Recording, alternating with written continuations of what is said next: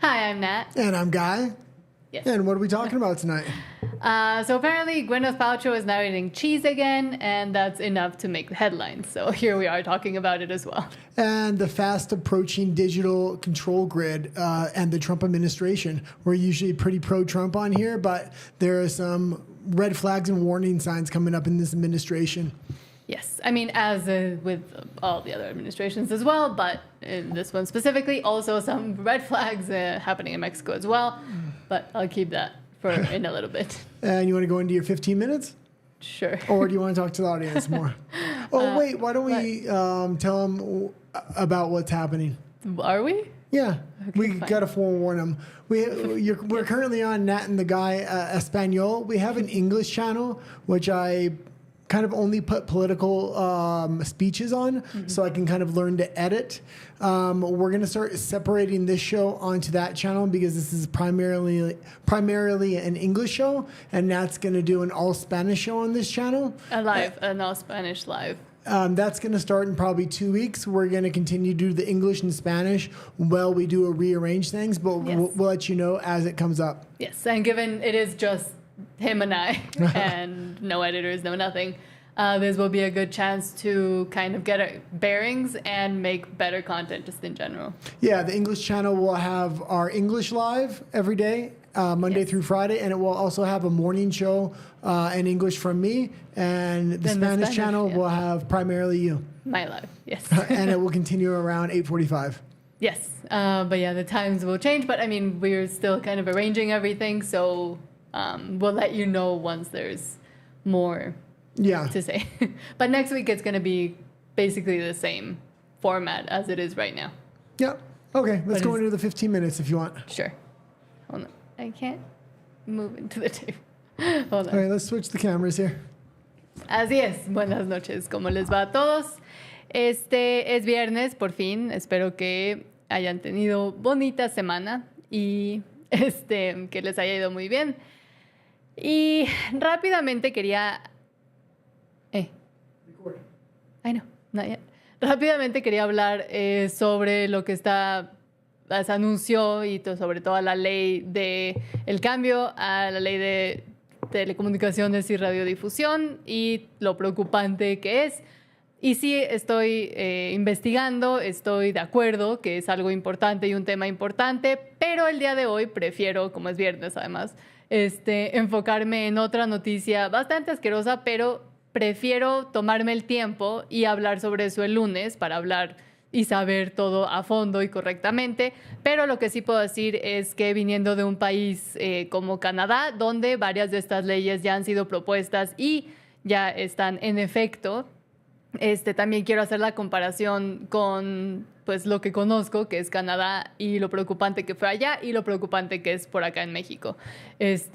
Por si no sabían, están planeando cambiar, hay una propuesta para cambiar la ley de telecomunicaciones y radiodifusión, si es que no lo estoy diciendo mal, pero justamente por eso prefiero esperarme, leer el documento, que creo que varios de los que lo quieren aprobar ni siquiera lo han hecho, y hablar ya más a fondo sobre esto el lunes. Y hoy sí traigo una noticia bastante diferente, por si alguien todavía usa o no usa Nike o Nike o como le quieran decir.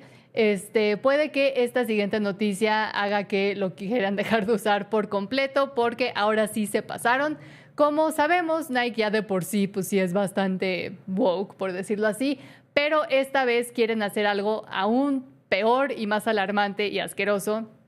Y hay también algunas novedades sobre esta noticia, por si ya la habían visto por allá afuera. Hay una actualización que hay que hacerle también a la noticia. Entonces, ahora sí, vámonos con qué está pasando con Nike, qué está pasando con Nike. Por si todavía usas la marca Nike o como lo quieran pronunciar, aún después de pues, ya sus evidentes apoyos a ciertas ideologías que pretenden arruinar el sentido común y dividir poblaciones, puede que después de que ahora sí te cuente su último plan, por fin digamos todos comunalmente hasta aquí y dejemos de usar y apoyar a Nike. No solo usaron al influencer que lleva capitalizando su identidad falsa desde hace ya varios años, Dylan Mulvaney, por acá. Pero también le entraron con todo a apoyar al exjugador del fútbol americano y de la NFL y autovíctima número 1, Colin Kaepernick, quien pues casi solito logró infiltrar el discurso de división racial no solo en la NFL, pero en varias otras ligas y asociaciones, también siendo parte de los inicios del movimiento Black Lives Matter, que ahora ya sabemos que era un grupo las organizadoras eran un grupo de mujeres marxistas y lesbianas y terminaron robándose casi todas las donaciones para comprarse quién sabe cuántas mansiones, y ya hemos hablado de esto en el canal, y sobre la wokificación de los deportes, que pues eran de los pocos escapes que tenían los hombres que todavía valoraban la masculinidad. Ahora sí ya no tienen ni eso, y en especial después de lo que les voy a contar ahorita. Andan intentando borrar la masculinidad, y no solo eso, pero también la biología, la lógica y el sentido común. Todo esto porque hace unos días, creo que ayer me parece, salió a la luz que han estado financiando un estudio, todo para seguir con la narrativa de la ideología de género incorrecta, que dice que deberíamos permitir a niños y hombres competir contra mujeres biológicas porque dicen o se creen también mujeres, pero no lo son y nunca lo serán. El artículo que están viendo ahorita en pantalla es traducido del inglés al español, pero dice: la fundadora de XXXY Athletics, Jennifer Say, critica a Nike por su presunta financiación de un estudio sobre niños atletas transgénero. Ahorita tengo bastante más que decir sobre eso, pero no solo ya se ha comprobado en estudios que han intentado esconder, y por eso cada vez que sale un activista trans a decir no, pero no es cierto, esos estudios no existen, sí existen, pero como hablé ayer, toda la élite científica se dedica a, pues básicamente, tener dogmas y cosas de las que sí y no se pueden hablar, y cualquiera que haga un estudio sobre eso, que quiera hablar sobre eso y desmentir lo que es pues la narrativa, terminan siendo exiliados, y todo el mundo termina pensando que los estudios o la información no existe, pero sí existe, está allá afuera y está dejando de ser tan silenciada como hace unos meses, digamos.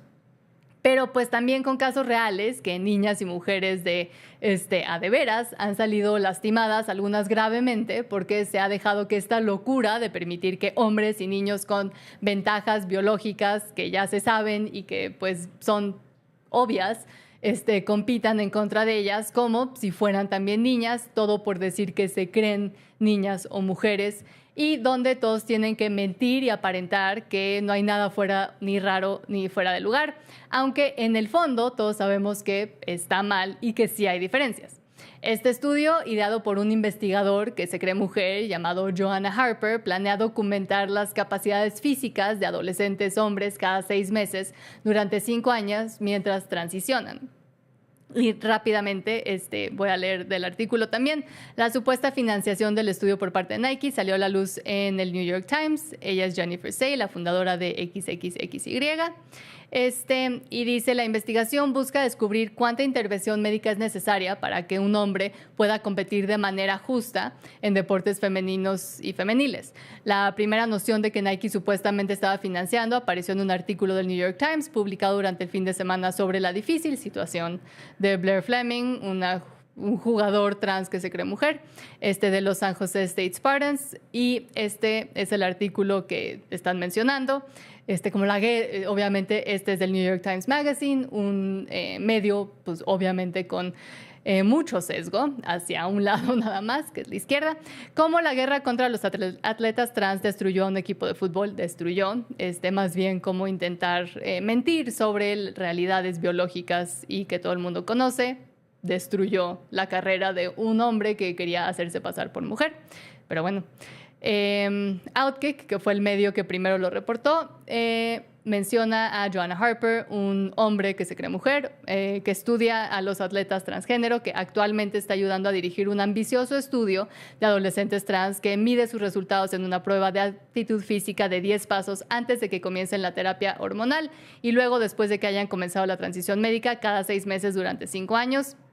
El artículo decía, cuando me dijo hablemos en febrero, el clima actual hace que el estudio sea algo incierto porque en Estados Unidos, si no sabían, el gobierno de Donald Trump, ahora que entró, de las primeras cosas que hizo fue tratar de asegurarse y pasar una ley diciendo que las mujeres son mujeres biológicas y los hombres son hombres biológicos y no se puede cambiar. Y también ha estado tratando de irse en contra y luchar en contra de escuelas, colegios, universidades que sigan admitiendo que sus estudiantes masculinos, hombres, que dicen creerse mujeres, puedan competir en contra de mujeres biológicas por las ventajas y por los riesgos que existen cuando eso pasa. Supuse que se refería a los recortes de la administración Trump a las becas de investigación de los institutos nacionales de salud, pero dijo que el dinero no era un problema. El estudio estaba financiado por Nike. El problema era la orden, aparte de la orden especial de Trump, que afectaba la atención médica para jóvenes transgénero.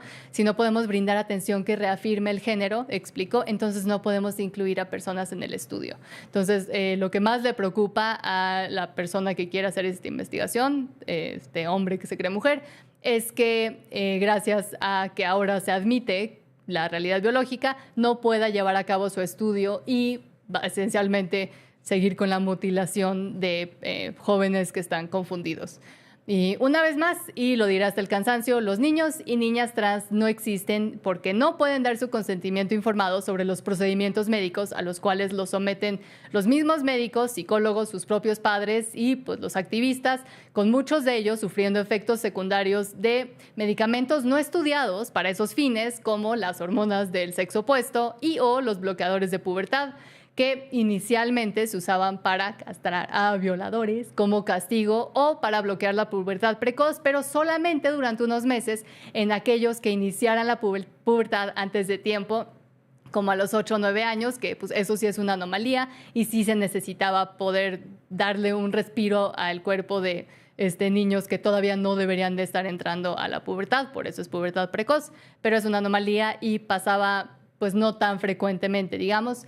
Y pues luego dejar que la pubertad siga en curso, no como ahora, que se usan a veces durante años y que terminan causando daños irreversibles como pérdida de densidad ósea, o sea, osteoporosis y problemas con los huesos, cambios al desarrollo cerebral, porque muchas de las hormonas que se están bloqueando al inicio de la pubertad, cuando se usan estos bloqueadores de pubertad durante mucho tiempo, tienen que ver también con el desarrollo cerebral y la capacidad de poder continuar un desarrollo normal y pérdida del desarrollo natural también de órganos esenciales porque todas las hormonas están conectadas y todos esos procesos naturales y biológicos que suceden durante la pubertad son esenciales para que un niño o niña pueda crecer sanamente, por así decirlo. Este estudio impulsa la mentira de que estos procedimientos son aptos para menores de edad e intentarán usarlo como excusa para decir que no existe diferencia entre niñas biológicas y niñas trans si empiezan a mutilar a estos niños biológicos a tiempo. O sea, lo que quieren comprobar con este estudio es que al darle hormonas y al hasta tal vez hacer cirugías a tiempo, cuando todavía son menores de edad, eso podría eliminar la ventaja biológica de la que están conscientes, porque si no, no estarían haciendo este estudio.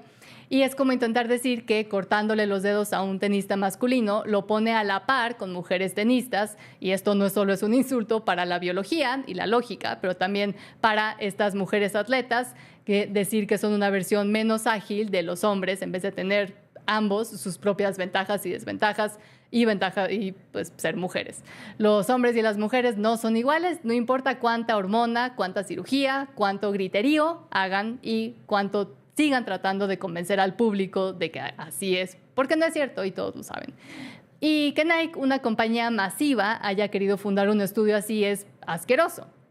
Tanto Riley Gaines, que es una activista y deportista, como Jennifer Say, la fundadora de la compañía, que sí respeta las diferencias biológicas y se llama XXXY, han salido a hablar en contra de Nike. El primer medio que informó sobre el estudio se llama Outkick y Este es el artículo que primero habían publicado, que dice, también traducido del inglés al español: los defensores de las mujeres atletas profesionales critican a Nike por supuesta financiación para el estudio de bloqueo de la pubertad, y básicamente dice lo mismo que decía el anterior, pero de que recientemente salió a la luz que quieren apoyar un estudio que usaría los bloqueadores de pubertad para después promoverlo como una solución a las obvias ventajas que tienen en términos de deportes los hombres contra las mujeres, y para poder seguir impulsando la narrativa de que deberíamos de dejar competir hombres en contra de mujeres.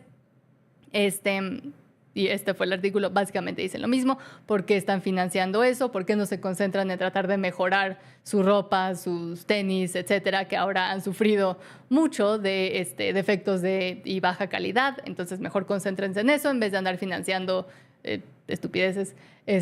Y ellos, Outkick, el medio, no había recibido respuesta por parte de Nike hasta hace unas horas, o Nike, o como lo quieran decir, diciendo que Nike finalmente responde sobre el estudio de los jóvenes transgénero, pero termina sacando más preguntas que respuestas. Aunque desde el 2023, Joanna Harper, que es este investigador que es hombre que se cree mujer, ha andado diciendo en múltiples entrevistas que Nike era colaborador y financiaría el estudio, como en la entrevista que tuvo con el New York Times. Nike, por su parte, ha dicho que ya no están involucrados con el estudio, pero nunca salieron a desmentir si es que alguna vez estuvieron involucrados inicialmente, que, pues por lo que dice Joanna Harper, este hombre que se cree mujer, sí lo estaban. Y aquí rápidamente nada más leo. Sin embargo, con el aumento de presión pública, un ejecutivo de Nike con conocimiento de la situación finalmente se puso en contacto con el medio Outkick. Según el ejecutivo, el estudio nunca se inició y no está avanzando. Pero, ¿qué significa eso exactamente? Desafortunadamente, Nike no ha proporcionado ninguna claridad. Y pues una vez más, con Nike, pues ya sabemos hacia dónde le tiran, qué tipo de cosas apoyan, qué tipo de ideologías hay metidas ahí adentro. Y pues claramente los ejecutivos hasta arriba de Nike probablemente no estaban enterados, pero los que manejan ya sea relaciones públicas o ciertos financiamientos o campañas son los que probablemente estaban involucrados y metidos con pues toda esta idea de que este tipo de estudios sería buena idea. Y ahora sí, leo sus comentarios porque ahorita estamos en vivo, y si quieren que sus comentarios aparezcan en los videos, en los clips también, entonces déjenos comentarios y los leeré, y así aparecen también en el video sus opiniones. Walker dice, desde hace mucho están intentando hacer eso, en 2021 estuvieron bastante fuertes, básicamente quieren hacer lo que dicen los panfletos de las feministas, de hacer solo cuerpos sin género. Exactamente, en mi opinión, todo esto de las ideologías trans surgieron a base de las ideologías feministas, y muchas de estas feministas ahora terminan intentando luchar en contra de lo que ellas mismas profesaban, de que no hay diferencias entre los hombres y las mujeres. También Walker dice, una vez vi un comentario que troleó a un racista y un woke al mismo tiempo. El post decía que África aún vivía en chozas y los europeos tenían el Coliseo romano desde hace más de 2000 años. Y un comentario decía, y aún así en África saben que solo hay dos géneros, no como en Europa. Fue gracioso porque un woke no podría apoyar eso, pero también troleó al post racista. Y un comentario decía que aún así en África, sí, exactamente. Y no sé si se acuerdan, si saben quién es Matt Walsh, es un comentarista y persona que está, uno de los personas de Daily Wire, del medio Daily Wire, que sacó todo un documental que se llamaba What is a Woman, que es una mujer, preguntándole esto mismo a pues varias personas, medios en Estados Unidos, y se fue a África a preguntarle a una literal tribu que si ellos sabían qué quería decir una mujer, y cuando les explicó por qué les estaba preguntando y el tipo de ideologías que hay en el oeste, no lo podían entender y nada más se estaban riendo, pero también estaban asombrados de que aquí en el oeste pues pensamos de esa manera y que no se sabe o no se sabía cuántos géneros había y qué era una mujer, porque para ellos es obvio, porque para todo el mundo es obvio, nada más que llevan ahora sí que casi décadas mintiendo sobre este hecho. Y dice, bueno, filosóficamente dicen que somos víctimas de cadenas que no sabemos y ellos... Ok, gracias Walker. Nos dejó bastante con qué pensar y por suerte ahora en Estados Unidos, que era de los países que más impulsaba todo esto y de donde más pues salen medios y cosas que consumimos día a día, por suerte allá ya está cambiando la cosa, pero en varios otros países, en especial en Latinoamérica, siguen arraigados con todas estas ideas, siguen arraigados con la diversidad, equidad e inclusión, y ahora que no funcionó por allá, ni en Europa, ni en Canadá, etcétera, ahora lo están tratando de traer para acá porque ya aprendieron cómo intentar meter este tipo de ideologías, inyectar este tipo de ideologías mejor, y hay muchas organizaciones que lo están intentando hacer, específicamente en Latinoamérica y países por acá. Jessica Ramírez dice, saludos, este tipo de noticias siempre terminan indignándome y no puedo entender por qué siguen. Bueno, sí puedo ver de dónde viene la motivación, pero es aberrante exactamente y esperemos que más y más personas se despierten al hecho de que esto es una locura gigante. Ahora sí, siempre me choca decirlo, pero si no se han suscrito, no le han dado like, no han compartido el video y les parece interesante, por favor háganlo. Y ahora sí, nos vamos con la sección en inglés con Guy y a ver varias noticias que hay. Espérenme. Ahora tengo que cambiar de cámara otra vez para pausar todo. Azúcar con Azúcar dice saludos desde Puebla, York. Saludos, gracias a todos los que andan por acá. And I'm back. Okay. I was just finishing out reading comments and letting people know that we're trying formatting and Yeah. So, yeah, we're trying to have 3 shows, 1 morning, 2 nights, and 9 clips. So we're slowly trying to transition into that process. Transition. I just talked about that in Spanish.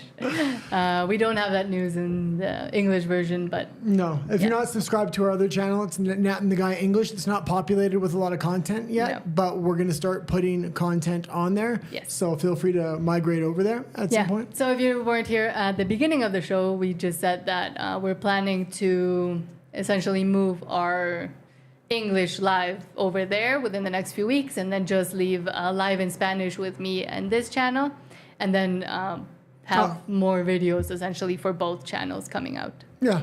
So, and then we're going to move into more long format documentary style. For the more edited videos, but that way we can take more time and actually do them properly and how we want to instead of being rushed by the YouTube algorithm, essentially. Lives and clips, I think, is the way to go to populate our channels. And then every few months, we can come out with a long-form documentary educational. Yes. Okay. Like way longer than what we've been doing. Like 45 minutes to an hour. To an hour, yeah. Yeah. Or even more, and interview people and stuff. Okay. Well, should we get into today's stories? Sure. I started right off with the conspiracy theories, if this is the one. No. Oh, it's not. Okay. I couldn't find an article specifically about your conspiracy theory. She wrote an article with the name of the headline. Who did? Oh, okay. Well, I couldn't find it. Let me try to find it now. The fast approaching digital. Yeah, I wrote that, but and then you can start talking about it while I look for it. Okay. The first story is about the fast approaching digital control grid, a checklist of Trump administration actions to date. So there's a kind of like a think tank or a group of online influencers that were primarily independent or Trump supporters. They weren't necessarily against Trump, but they were raising red flags against globalism in general. And we've been talking a lot about globalism the last few days. Yeah, this is the one. Yes. We've been talking a lot about globalism the last few days.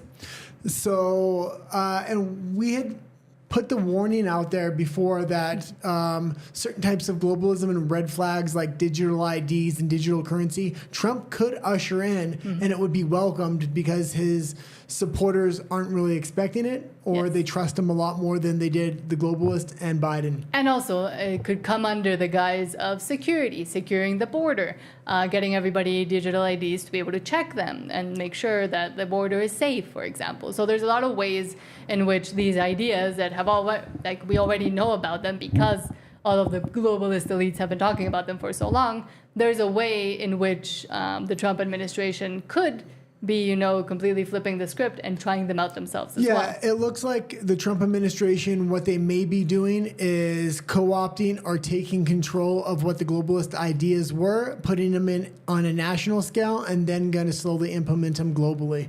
So it's very interesting. The two things that are key components for him to drive in before his 4 years is up is going to be a digital ID and a digital currency. For a digital ID, he's going to drive it through with election voting integrity. So everybody must have a digital ID so they know who's voting, so they can clean up the voter rolls, and also immigration and deportation. So these are the two of the biggest issues Trump's put forward. These are perfect issues to usher in a digital ID. As far as digital currency goes, there's multiple ways he can bring in a digital currency, but also the biggest issue, tariffs. So tariffs in a lot of ways can set up a game plan and a strategy for him to usher in a digital currency and things like this. And also, he was progressing and preparing the United States for war. Obviously, on the back of a war, a digital currency can be ushered in as well. And this think tank I was kind of watching earlier, one of the ladies wrote this article. If you can bring the article back up. Yeah, so her name is Catherine Austin Fitz. I'll leave it in the description later if people are interested. And there's some YouTube videos. If you just look up the headline, the think tank kind of talked about this, but everything the Trump administration has been doing fits in perfectly with ushering in this digital age. When they used Doge, they didn't send Doge necessarily after the parts of the government you would want to clean up. They sent Doge after IRS records, Social Security records, disability, all the data they would need to usher in a digital age. That's where Doge headed right away. So it was a huge red flag. The Trump administration is also aligned with a lot of the digital currency players. Basically, they want to bring in not a CBDC, but a different form of digital currency. And CBDC is central bank digital currency. Yeah, that would have to be ushered in through Congress, and they would need a Congress approval. So if they can do it through the private market and have private individuals own the currency, it's going to be much less oversight and regulation by the government.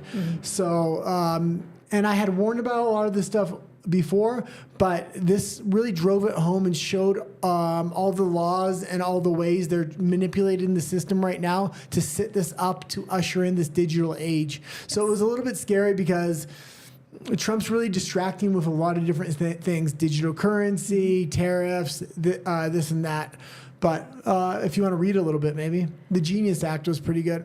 Yes. So, for example, monies, an all-digital currency and monetary system is essential to institute a digital control grid, essentially what kind of China has, but more. The Genius Act, there is support for legislation to create digital stablecoin infrastructure. Presumably, this can be used to create a programmable money system in both the U.S. and globally. In essence, a private CBDC, which is what Guy just said. White House AI and crypto czar. The White House created a position to coordinate policy on AI and crypto. Securities and Exchange Commission. The new SEC commissioner is a crypto lobbyist. All indications point to a reversal of policies related to crypto. And 21 trillion missing money. There is 21 trillion in undocumentable adjustments at the Department of Housing and Urban Development and the Department of Defense and the U.S. federal government as of fiscal year 2015. To the best of our knowledge, the administration has made no mention of any effort to identify where that money went and how to get it back. So that was... And one of the big things they were talking about was this debt-based currency that's currently on screen in the middle. And they're going to bring in a stable coin and give out worldwide loans to get people to adopt and be a kind of a slave to this new stable coin that's going to come in. There's going to be multiple different stable coins in different countries, and they're going to be behind the scenes linked into a digital network. I've looked into this in the EU. Many different EU countries will have different types of stable coins, but they'll all link behind the scenes as one global stable coin. And I mean, I talk to you and just in general, I watch a lot of stuff. I mean, the US is already a debt-based economy, essentially. Like they survive and rely on debt. Everything works on debt. So transferring it into that would be way easier to start with the US. And also it says banking, the number of banks in America continues to fall. And I have spoken also a lot about this in the channel and spoken about how, through the failure of banks, a CBDC could be rolled out, but now it might even be a private one instead. And it was really interesting when I was looking into the story because there was a lot of different elements. Trump's ushering in with this digital ID, digital currencies, and he's doing it very quietly because he campaigned against a lot of this stuff, and his administration is currently rolling in the stuff behind the scenes, and this is why you see a tech alignment. There was a note I made here. They're building a data, or Meta's building a data center in Kentucky. It's the size of Lower Manhattan. It's going to have its own mini nuclear power plant on site. So they're going to be able to they're going to be able to subvert all regulations. Trump's supposed to sign off on a lot of these new data centers, not just by Meta, but by Google and some of these other tech giants who are going to build nuclear facilities, not for the public, but for the data center on site. Also, when I was looking into this, Mark Carney's name kept coming up, and Trump and Mark Carney and Jared Kushner are very interlinked, and Mark Carney was linked to the digital currency side of this. Right now, the conservatives are absolutely surging in the polls, so it's going to be interesting to see if Mark Carney wins. I know the polling saying he has a 95% chance, but if you look at what's going on the ground, it looks like it's a polyoff victory. But now that I'm seeing all these connections with Carney and Trump, and they have this adversarial relationship in public, but what's going on behind the scenes? And I mean, also with Carney, he has. Mark Carney. Mark Carney is the conservative. Mark Carney is the current unelected Prime Minister of Canada, and also the front runner and runner-up for Prime Minister in the upcoming Canadian elections for the Liberals. And he is essentially Justin Trudeau, but with a brain and with a lot of connections. So he's worse than Trudeau, if you can even imagine that. I have a whole video I made in Spanish about him. Monday, the results of the Canadian election comes out. They're going to be very interesting. And Mark Carney was also very connected to the WEF and a lot of financial groups that kind of control the world, essentially, behind the scenes. But now he is one of the first that actually steps in front and might become a leader who is able to change a lot more things than maybe we even consider now that there's this connection to Trump. It looks like Trump is really taking all these globalist ideas and changing the names and changing the methods of implication, but really kind of taking control of it with his group of I wouldn't say globalists, but tech industries and banking industries. He has a lot of people that have talked about this ever since his first administration. It's going to be interesting, Mark Carney's role and how he plays, because I think he's going to play a pretty significant role after looking into this last story. And again, as you mentioned at the beginning, but I'll mention it now, closing out, I guess, it is important to hold anybody you support accountable, not just vouch for anything or any ideas they have, and also look into what they actually plan to do. So, I mean, again, while I like Trump, I liked him since the dark times of 2020, and it was one of the things that kind of helped me fully wake up and say, no, I don't want to live in Canada, because it's a crazy failed state. It is important to also see what the plans are and what the things behind the scenes are happening and be able to call that out as well. Mexico was looking more and more like the right decision. Things could go extremely wrong in the United States. We'll see what happens, but is chaos... In Canada, they've already gone. This is chaos. It's chaos through freedom in Mexico, and it's very interesting because one of the groups... Freedom through chaos. Yeah, one of the groups that would stand up against this and not want to be part of this system is potentially the organized crime gangs within Mexico. They don't want to be controlled through digital currencies and things like this. So they could go from cartels to freedom fighters. And especially if the United States come in and does a certain kind of attacks in the way it's framed. I know right now that seems like an insane idea, but I was actually looking at some generals from the United States that were talking and wargaming a war with Mexico and the United States, specifically going after organized crime. And the big thing they're worried about is directly attacking them and a narrative of them becoming freedom fighters. Because it has happened in other countries like Afghanistan and things like this in the past. Yes. Oh, sorry. And before we end this story, I just want to say this is the new third rail. This is the thing YouTube does not want us talking about. And the reason I know this, the think tank that was talking about this, I had seen a lot of them. They had huge followings, and their current content when they're talking about this is completely throttled. They had like 37 views, and these are people that had hundreds of thousands of followers and things like this. So maybe there's every time something like that happens, or content gets throttled, or people start to get silenced, it's probably because they're touching the right spot. Yeah. And the powers that be don't want that. Okay, we can go into the rest of the stories. The rest of the stories are kind of relaxed because it's a Friday. Little bit relaxed, and we've been pretty intense all week because I've been going into digital currencies and one more thing I wanted to talk about. If you do want to look something absolutely fascinating up, which I had no idea was going on, and I'm pretty deep into internet rabbit holes, but this story was what subjects came up was. The internet of forests, the internet of the human body, and what's called smart dust. Smart dust is the two things that are interlinking the story of the internet of the forest and the internet of the human body. I had no idea they had this technology and they had applied it on battlefields already. But basically, it's microscopic dust that they would drop over a rainforest, or it can be absorbed into the human body, and it would wirelessly transmit data back on a microscopic level to basically get data readings of every inch of the tropical rainforest. They currently have a plan to do this in the Amazon rainforest, and they can do it into the human body. That's how microscopic these particles are. So it sounds like a conspiracy, but when I looked into it, technology is actually already invented. Well, then, I mean, I talked just yesterday about Bill Gates wanting to block the sun using aerosolized particles dropped down from the sky into unsuspecting populations. So, I mean, and they haven't they haven't fully told us what those particles are. Well, that's why when I heard about this, I was like, smart dust, this could be what they want to release over the UK. I mean, that is going deep into like a conspiracy, but again, why do all these things end up connecting at the end of the day? But yeah, some interesting topics to look up is what is smart dust, what is the internet of the human body, and the internet of forests. Okay. So I'll probably be going more into that because I just learned about it before we got on the air. Oh, okay. Okay, let's go into the.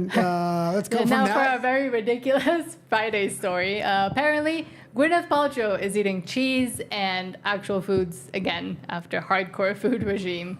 Apparently for how long? Well, congratulations to her because she's one step closer to getting to fish and meat. Yes. Which she may need. Yes, so apparently, I mean, if you don't know, Gwyneth Paltrow, ex-actress and now owner of Giant Stupid brand Goop, is now deciding that she will eat bread and pasta after not eating it for who knows how long.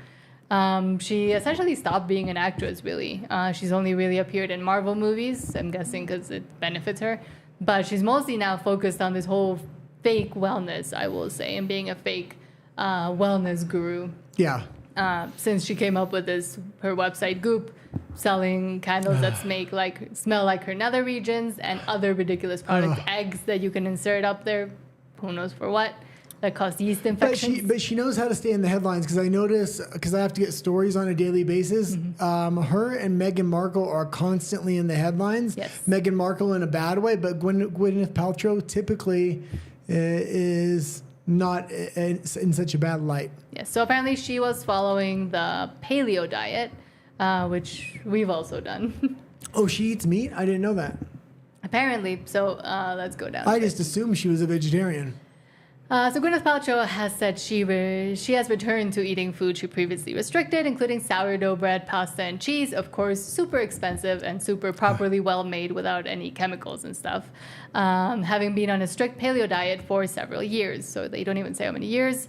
It says the paleo diet is based on the idea that if we eat like our ancient ancestors, we'll be healthier and reduce our risk of certain diseases. And she said, I really deepened my connection with food and the whole philosophy around macrobiotics, which is essentially just how they eat in the mountains of Japan, even though she's in Los Angeles. So very local, very seasonal, lots of fish, vegetables, rice, no dairy, no sugar. The star went on to admit that during that period of time, she might have got a little didactic about it. I felt so good. I wanted to share that with my dad, my friends, and family. That's what happens to anybody that starts a new diet. particularly vegans and vegetarians who become insufferable. She said she had become intoxicated by the idea that if she and her loved ones stayed hydrated and ate whole foods, we could just feel so much better. I want to figure out why she decided to eat cheese. Oh, okay. So she said, there's a reason Brad and I became paleo a few years ago, although I'm a little bit sick of it, if I'm honest. She added, with a reference to her husband, Brad, I'm getting back into eating sourdough bread and some cheese. There, I said it, a little pasta after being strict with it for so long. And I've tried every diet in the book, and just a well-balanced diet works good for me, but I do have extremely bad back. Sometimes at night I can't even walk. Yeah, inflammation. And I mean, it is pretty well known that things like excessive carbohydrates, certain types of oils and fats, especially the ones that they insert into food that are not naturally there, and sugars essentially just inflame your body. And it might be why a lot of people feel so sick and so bad and have no idea what's going on. A lot of it might be due to inflammation. I would also say when I was researching Monsanto from the United States. It's a chemical company. It's a chemical company, but they're also in farming. So it's very interesting. They all these chemical sprays, they spray over the crops for wheat. After the wheat is harvested and they're laying in piles, they're now soaking in chemicals. Yeah, they're soaking the grain in chemicals, which is absolutely insane, because even if you try to wash those chemicals out, the fact that they're soaking them in there, a lot of people are having gluten intolerance now. There's a lot of speculation that it's not gluten intolerance, it's actually pesticide and chemical intolerance. Because a lot of these people, they go to Europe or they go to Japan or wherever, where they don't use these chemicals or they use different ones, and they don't have the same issues, which is why I've been having this crazy idea. I want to start making bread from scratch. So I want to mill the grain and actually make We're about to do nine clips a day, 3 shows, and you want to start milling bread over there in the kitchen. Maybe that could be our a show. tiny kitchen. Maybe it can be like cook with Nat and make bread with me. If that kitchen was a little bit bigger, we might be able to film in it, but it's so small, there's no way. So if we eventually move, maybe we'll have a cooking show as well. But I do think that and I keep talking about it, the chemicals, the things, the pesticides, the food dyes, the things that touch our body on a daily basis, and sometimes I don't even practice what I preach because, unfortunately, stuff without chemicals is not the cheapest yet because there's not enough demand for it, because not enough people know what these chemicals are doing to people. We got a lot of stories tonight. Yes, sorry. Just good for her. Hope, and obviously she's probably eating bread and pasta that is not laden with chemicals and is made somewhere in Italy or the Alps of France. Okay, let's go to Pedro Pascal. Yeah, another one. Let's just kind of fire through some of this. It's Friday night. I want to be a little bit more relaxed. Yes. We've been intense all week. That is true. I do have quite a bit to say about this one, but I'll try to keep it short. So Pedro Pascal thinks J.K. Rowling, author of Harry Potter, is a heinous loser for her anti-trans rhetoric. The Last of Us star called out the Harry Potter's writer's transphobia in an Instagram comment after Rowling celebrated a UK ruling which found that transgender women, meaning men, should not be recognized as women because they are not women. And Pedro Pascal, I believe, is in close to talks with HBO and the new Harry Potter series. Yeah, a lot of Hollywood is just crazy liberal, and he likes to use this social justice shield and all these other things to stay in the headlines and indicate to everybody that's going to do hiring for these films where he stands, so he does get hired. He's not an incredible, I mean, he's okay. He's not bad, but the reason he's like Hollywood's top actor and he's in everything is because he makes these political waves on everything. It would have been like better if he didn't go right after J.K. Rowling, but he just states his views. But if he just stated his views, he would get so much hate and it wouldn't make headlines. So he's going directly after J.K. Rowling. Yes. And I mean, with a lot of these male feminists or like super woke, progressive guys, especially, when you see them speaking about certain women in this way, actual women that are trying to defend, women's rights and freedoms, it actually tells them more about them than it does about the person that they're criticizing. So yeah. Okay. And do we have any comments yet or no? I haven't checked because you told me to go quickly. Oh, yeah, we do. So Walker says, these topics make me think of the dead internet theory. What do you think about that, guy? Do you think there's a possibility of combating that? I recently saw that the Democrats are investing in it. And he also said, I really try to avoid sugary drinks a lot, but literally everything has sugar in one form or another. Exactly. I have a huge issue with soda, which I'm trying to quit right now. So yeah, and the dead internet theory I thought was a stupid theory at first, and for years there was no real basis for it. But recently, different articles have come out where big companies like Google and Meta are investing in how would you say this?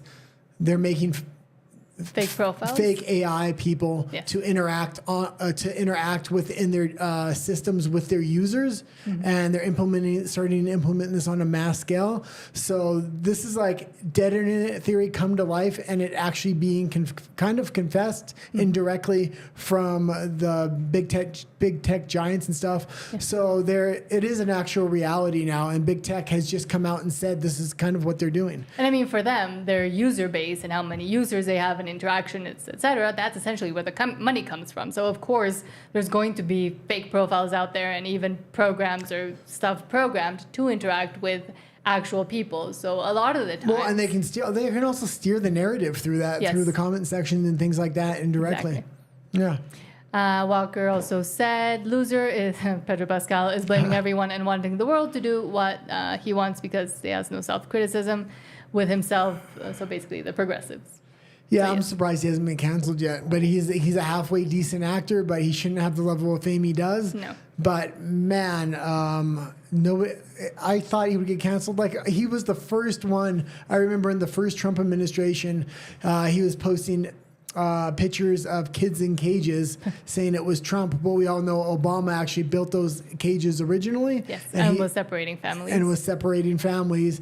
And he posted that to go against Gina Carano. It's funny where Gina Carano's at now. Yeah. She's just really emerging as some... Yeah, not just like an actress or an influencer, but an actual... Well, she's winning she won that case against Disney, or is winning it, and is getting Discovery right now. So that case is going to be huge. Okay, let's keep going. Okay, so back into it. So Pierre Poilievre, the Conservative candidate in the Canadian federal election that ends the 28th of April.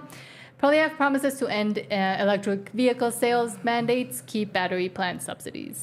Yeah, and the thing is, all this stuff about Mark Carney, the current unelected PM of Prime Minister of Canada, is now coming out.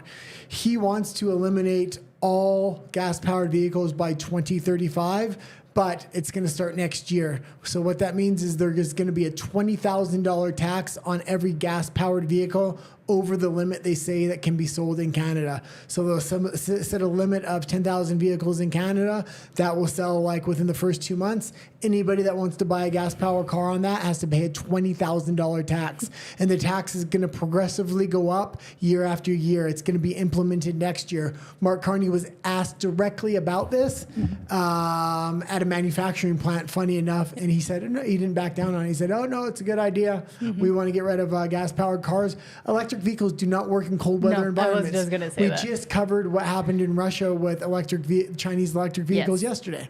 And charging stations and stuff. And I mean, just being in Vancouver, having lived in Vancouver, when it snows, which it doesn't happen very often, but when it snowed, and everybody has a Tesla essentially, or an electric vehicle, nothing works. Everything's gridlocked. They can't start their cars, or their cars just keep malfunctioning, which becomes a danger to everybody around them. Well, let's talk about the other two issues as well. Canada is one of the largest countries in the world. They have no infrastructure for it. They invested in it and never built it. Yeah. And we used to live in Vancouver, which is the second biggest city within Canada.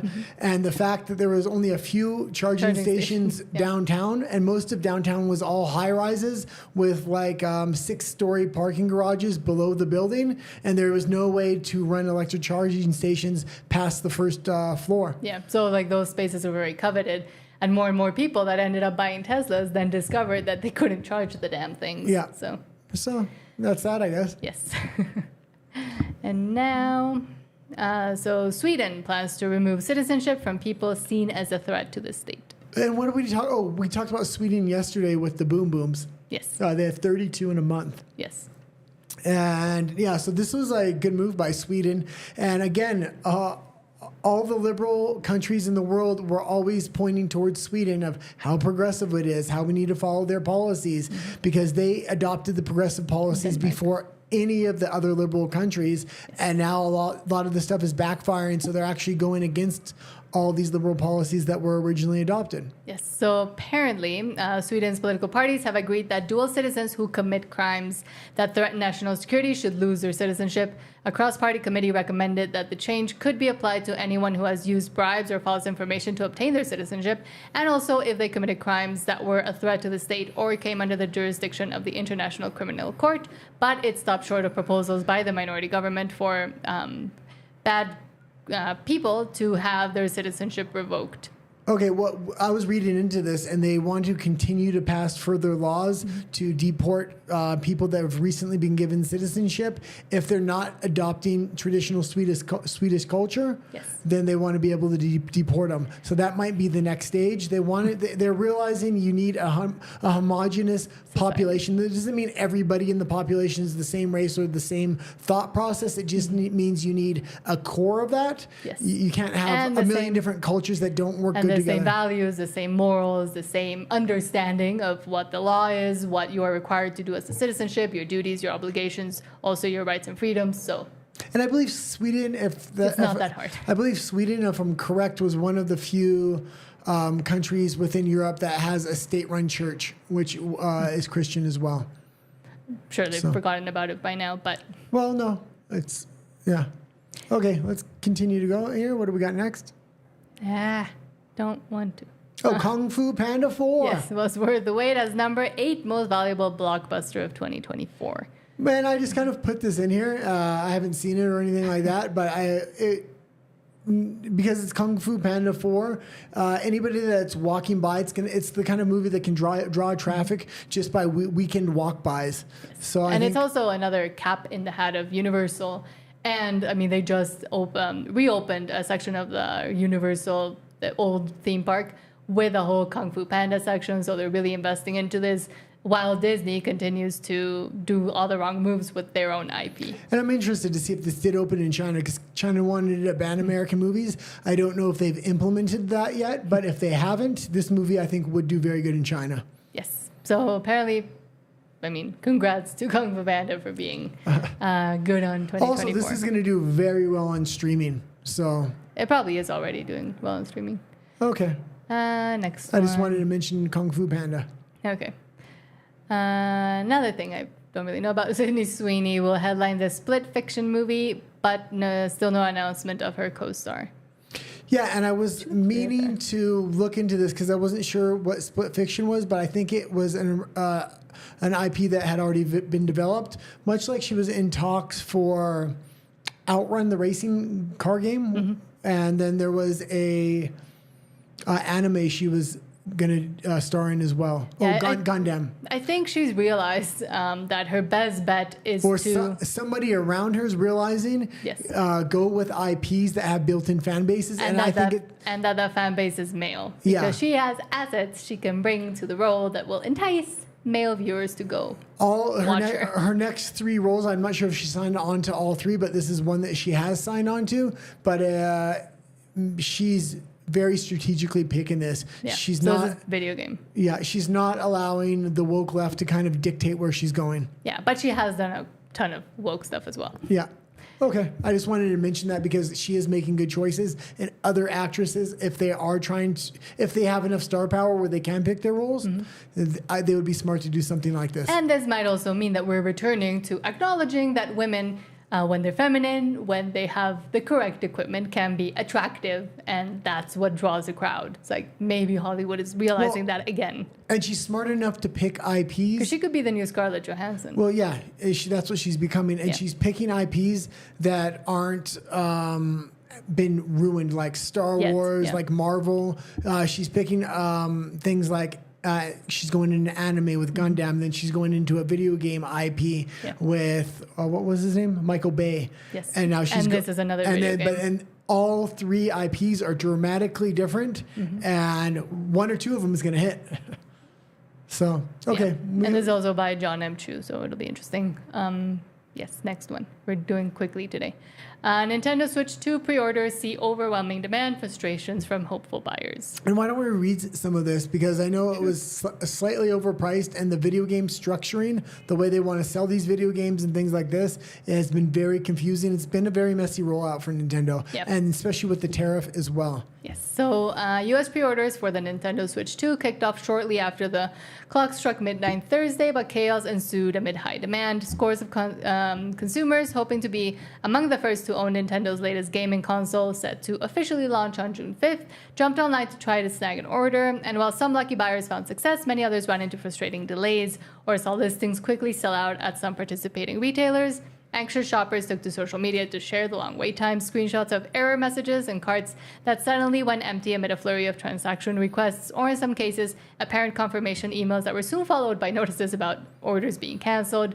Nintendo acknowledged the very high demand in an update about those interested in purchasing the Switch 2 from its own My Nintendo store. The company said it would be working diligently to fulfill orders, but it noted that delivery by June 5th was not guaranteed, urging those who want to increase their chances of getting the console at the launch date to visit a participating retailer. Yeah, and Japan's working really hard right now to negotiate tariffs and things like this, so maybe they'll wait till after that to ship them out.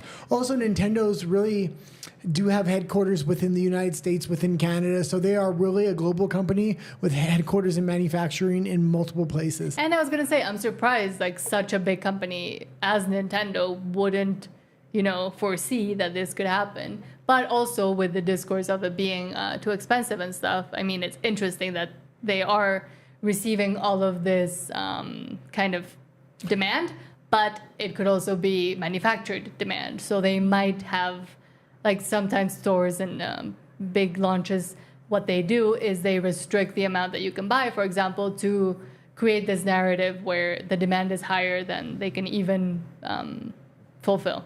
Yeah, so it might be a fake demand. This is going to be definitely geared more towards kids and women because Steam, which is the online gaming platform where you can kind of download games from online, play on your computer, has a Stream Deck or a Steam Deck, which is actually almost the same exact shape and method of playing as the Nintendo Switch, but you can download any game from Steam. So it's far more versatile, more geared towards adults. But we'll see what happens with this. There's one game that's going to sell this, and that's Mario Kart, the one that's on screen. There's nothing really else that's going to really bring people over at this point. And also now, like in the US, Mario Kart is even, again, in the news and bigger because of Epic Universe. They have a whole land for Mario. So. Well, and a lot of the games that are coming out for this are actually Nintendo Switch 1 games that they slightly altered, and they're trying to market them as Nintendo Switch 2 games. So it's very confusing, and a lot of people may be pissed off when they buy a game that they think is original and it's not. The Legend of Zelda is one of those. Okay. You know a bit more about video games than I do. Well, it's just because I read news all day, and I read video game news. And WDW Pro does talk about video games a lot. Yes, but I skipped those. So churches in Canada concerned by proposed changes to their tax status. Thanks to Carney. This is the way for the Canadian government to become the new religion. They want to get rid of Christian churches specifically. In Canada, only Christian churches talk up against abortion. And Mark Carney is saying he wants to implement a law, if he gets in, to take away tax-exempt charitable status from any church that goes against abortion or talks bad against abortion. Yes, and I mean, of course, they want to be able to control that already in Canada. It's basically like that. That's but now they want to yeah. actually implement it into law, as they have with a bunch of other different things. Yeah, I mean, this is craziness. Yes, so... and he's going to have no problem implementing this because the Canadian public just love the MAID program. They love the abortion program they have there, which is up to 9 months you can have an abortion in Canada, which is crazy. But if you don't know... In some cases, but yes. If you don't know what the MAID... No, in any case. That's the thing. Not yet. People don't realize how... Oh, yeah. Okay, fine. People don't understand what the MAID program is. Why don't you tell them about that? Medical assistance in dying. So essentially, I can't say the other word. It starts with an E, same word in Spanish. But essentially being able to end your life through the assistance of doctors and the government. Yeah. But what I was going to say is it's interesting that this is directly coming from the Vatican through their Vatican News channel.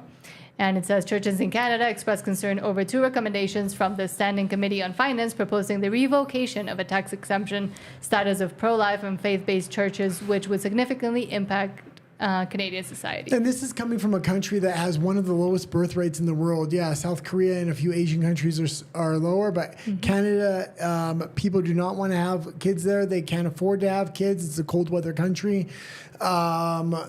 It would be much better if they didn't permit abortion and adoption, or the government actually assisted people financially with having children. Yes, which they kind of already say they try to do, but they don't actually. And it is interesting that, like, in Canada, there have been, like, numerous reports of when you go to a doctor, no matter what age you are, but as a woman, when you go to a doctor and it ends up being that you're pregnant, they give you a pamphlet about abortions, regardless if you want to keep it or not. So, like, it's being pushed on people. Yeah, and when you're a veteran in Canada, this has happened multiple times now, and it's been kind of a huge scandal. If you're a veteran in Canada and you call the hotline for, like, counseling and things like that, they actually ask you if you want assisted in dying. MAID, yeah. The So MAID program. they ask you if one of the solutions could be you entering the MAID program. Which is craziness. Yes.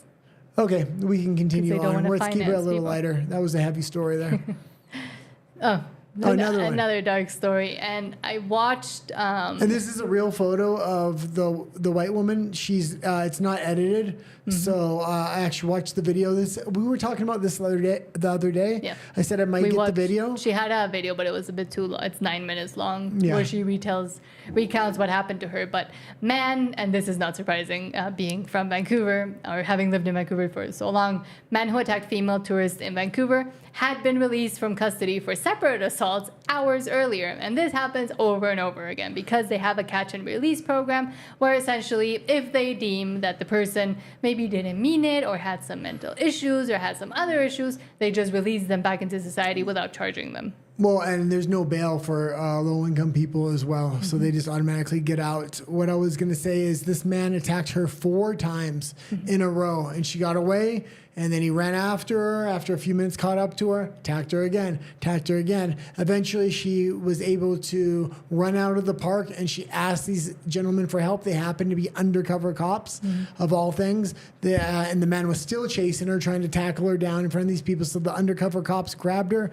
She was saying, oh, it's so great. The police here are great. The way they handled everything, and they gave me counseling, blah, blah, blah. And then they let him out because she had went on social media and did her 9-minute video before that they had even let him out. So I wonder how she feels about this now. Yes, so she's probably going to be a conservative voter after this. So it says Peter Hans Jalo Nungu has since been released again. There is the picture of that waste of space. So the man who allegedly attacked a female tourist on the seawall in Vancouver had just been released from custody for a separate assault charge just hours earlier.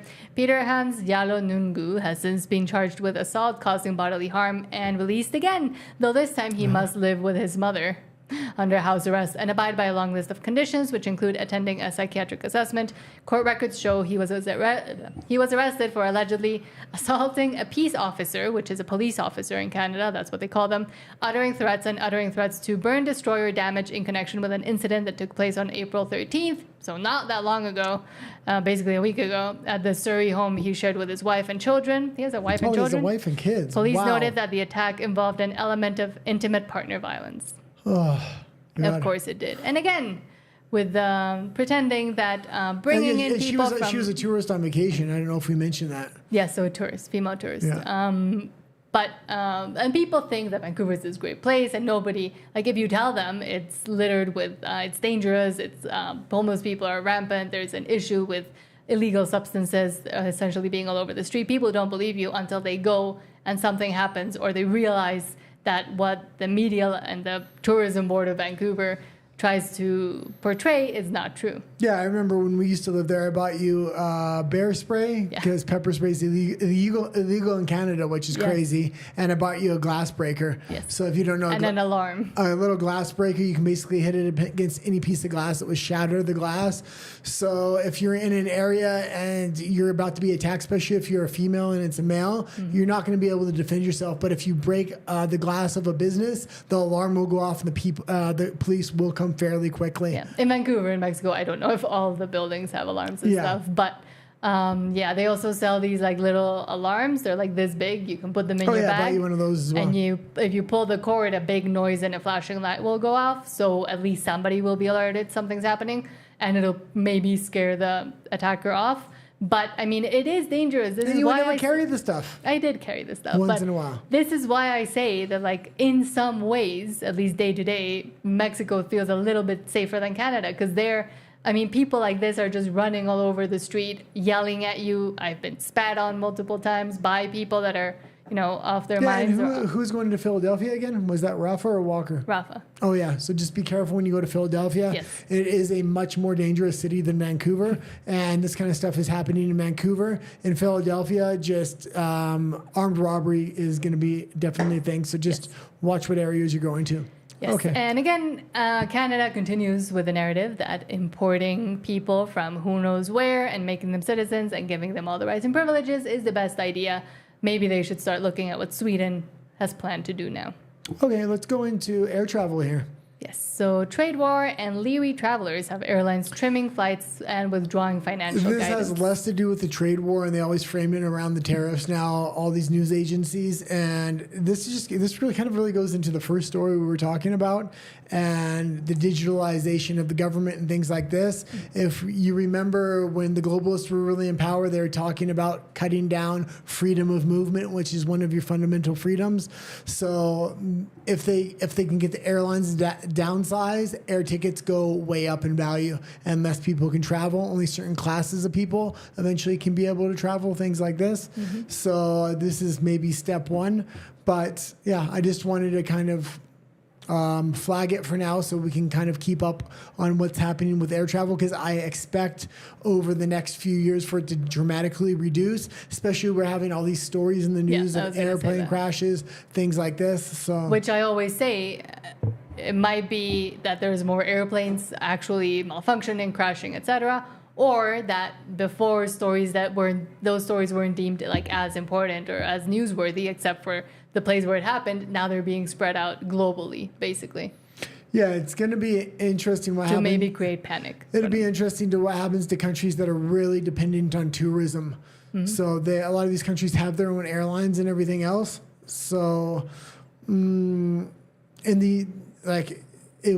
will be interesting if they try to limit travel around the world. I think there'll be certain hubs, tourist hubs, that the governments will step in and pay for to have cheap travel to those hubs. Yeah. That's kind of what they do in Mexico. I remember we had the story of when we came down here, we flew into Mexico City, but we bought a ticket to the coast at one point. Yes. Because it's cheaper if you buy to a vacation city, even though it's from Vancouver. Even though it's further, but it stops in Mexico City before you're supposed to get back on the plane and go to the beach town. Yeah. So we got in trouble. Problem is, we got off in Mexico City. When I tried to get back on to go to Vancouver, I was flagged and my passport was no good. Yes. Because they said, why aren't you coming back from wherever beach town you were going to? Yeah. So. Because never went. Okay, well, let's continue though. Yeah. And then, so don't do that. YouTube ad revenue bulks up to 10.3 to 8.9 billion as Alphabet quarter one net profit jumps 46%. Company says it has more than 270 million paid subscriptions overall, driven by YouTube and Google One. Yeah, so this was interesting. 270 million paid subscriptions for YouTube when you do absolutely have the free option was pretty impressive to me. So I'm wondering how many total users they have, because I know Netflix, it's only a paid model. There is no free model, and they only have 300 million users. So, YouTube's looking good right now, but I am expecting in probably the third or fourth quarter for there to be a major drop-off in advertisers and things like this, because the global economy is starting to shudder a little bit, but we'll see what happens. Hopefully not. But for us. Yeah, we'll see. I kind of just wanted to bring this up because this is the kind of story I tend to talk about as it comes up again and again. Yeah. Cool. Back with more Google. Google's parent Google's parent company, I'm guessing, begins year with robust growth despite legal, competitive, and economic threats. So Google's parent company is called Alphabet. Yeah, and we just seen them get hit with... Which also owns YouTube. What was the lawsuit again? Anti-monopolistic practices. So they got hit with that. Facebook is currently in a lawsuit about that. But they're still able to really grow AI. They're one of the emerging companies that haven't had enough to invest in AI at the beginning. So there's only a few top dogs, and everybody else is kind of falling off now. Yeah, and I mean, if they continue to have this dominant. And they are building, just like I said, Meta, if you remember in the first story, Meta is building these huge data centers the size of Lower Manhattan in Kentucky. And Trump's going to give them most likely what he's going to sign off so they don't need legislation to build a mini nuclear reactor on site to energize it. Google as well is building massive data centers, and it's expected that they're going to be signed off by Trump as well to build mini nuclear reactors on site, not for the people, but for the data centers. Yeah, but what I was going to say is, I mean, Google, now that it has this power and it's still doing well, might maybe realize, hopefully, with the current administration in the U.S., that the censorship that they were doing and the biased information that they were putting out there might not be such a good idea anymore. They continue to do it. On the video I made yesterday about Bill Gates, we got those little like information sections under the video about climate change. And according to the UN, climate change is real, blah, blah, blah. So, I mean, they're still doing that. But maybe but I read into it they today, might be incentivized to stop. They're not affecting monetization from that, so they are stepping down slowly from it. But that's what I'm saying. Like, hopefully they continue. But also, they're going to need Trump to sign off on these nuclear reactors for their data centers. Data centers take up an enormous amount of energy, more than a typical city. So they actually need their own power source. If they want to be signed off and if they want to be leading the AI revolution, they're gonna get in line with the administration, which I don't know is necessarily a good thing. Because now that will they start censoring in other ways? Yes. Especially when more and more things are coming up where, even though I've been a Trump supporter in the past, I always look at what he's doing with the critical eye and what he could usher in. The implications. Let's go to the toucan. The next story we'll actually save for RUMBLE. But why don't you read any comments we have? Walker. Thank you for all the comments. Hold on. So Walker says, here in my country, that this is what happened. Human rights. Just let the other people know he's from El Salvador, right? Yes. Okay. Human rights said a person could only be detained for 72 hours, but that wasn't enough time because the system was overwhelmed, so they were released. In Vancouver, it's more ideological than that. I mean, they also have resource issues, but most of it is because they want to be nice to the people and give them a chance when they don't deserve one because they've done it over and over again. He says, and I mean, it's fine that they're holding you for that amount of time, but the justice system was so overwhelmed and there's so little funding that maybe it's time to change that. He also says, but that never happened. And so the snowball kept growing bigger and bigger until it reached a point where El Salvador was crazy, but hey, the government was trying to respect human rights as much as possible. Exactly. And he also says... El Salvador was also like in a major situation with the amount of crime and gang members they had. Yeah. So they had to do something radical in order to switch that. We're seeing the results of that. But yeah, it's possible a lot of innocent people and a lot of people's rights are going to be violated. Mm-hmm. But overall, what happened to El Salvador, where it is today, to where it was, maybe they need to go back and look at some of the cases, and who knows, but it's good where El Salvador is now. Yes. I mean, from where it was. He also says, Walker also says, I don't really like streaming services because they follow a lot of woke stuff. Although I do have Netflix, but I prefer YouTube because there's more variety, at least for now. Yeah, and yes. I found one streaming service that was more okay than others because, they had a ton of woke content, but they actually had some conservative content, was Paramount Plus and Amazon. Yeah. Yeah. Because, especially... Paramount Plus had especially Yellowstone. Since Yellowstone, I was going to say. And they saw the success, and they were like, oh, maybe it's a good idea to cater to the other half of the population. Walker also says, Guy, a few days ago, I heard a programming engineer say that we should use Firefox search engine more. We don't want Chrome to monopolize it. What do you think? Yeah, I think it's good, but man, I'm not very computer literate overall. No. So there's a reason I use Apple computers, because I used to want to use PCs because they're cheaper, they're actually faster, but man, they're just so much harder to use. And the integration. The integration with better. The cameras and the rest of our equipment is seamless. Yeah, and if I ever have a problem, I just go to Nat. Yes, I'm the tech advisor. But I mean, with Firefox over Chrome, I mean, I use Safari, which instantly directs you to Google. So I don't, I mean... I'm also in a strange situation because I'm forced to use a lot of technology for what we do here with streaming, but outside of this, I literally leave my phone at home. I don't take it. She gets mad at me saying, there's an emergency, you need your phone. But I like how since I've moved away from Canada, I've disconnected from technology other than for work, which is this.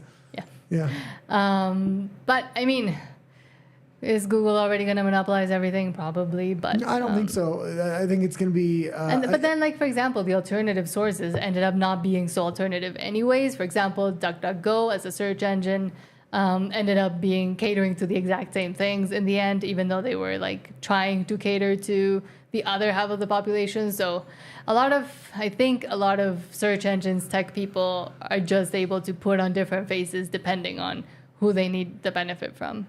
Yeah, I think there's going to be a technological social media war coming up, and I think Elon Musk is the United States. The United States is going to want to have the illusion of still having free speech. Mm-hmm. So if other countries look like they're limiting speech, eventually Elon Musk could release a cell phone that's direct to satellite, which countries wouldn't be able to cancel or stop. Like they have X and other things within the internet of their countries. But if a cell phone goes directly to satellite, it would be impossible to censor. Yeah. So it would be interesting, and then you could just distribute that worldwide. Mm-hmm. So. But with what intentions? Yeah, that's what I'm saying. Yeah. Okay, let's continue. Yes, so we're heading over to RUMBLE. If you haven't liked or shared the stream, please do so if you like it and want to share it. And we'll see you over there. Yes, we'll see you at RUMBLE. We're ending the YouTube one now. Just do it then.